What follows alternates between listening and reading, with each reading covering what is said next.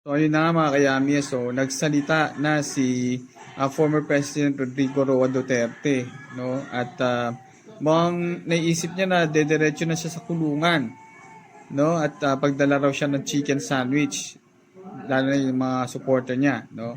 At to, panoorin niyo yung video. Mga kaibigan, abangan ninyo ako sa Senado. Baka diretso na ako sa kulungan. At hingiin ko lang sa inyo na bumisita kayo sa akin.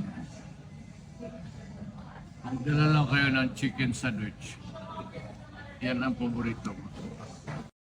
So ayan mga kayamis, no? So abangan na lang natin bukas kung magpapakita si dating Pangulong Rodrigo Roa Duterte sa Senado.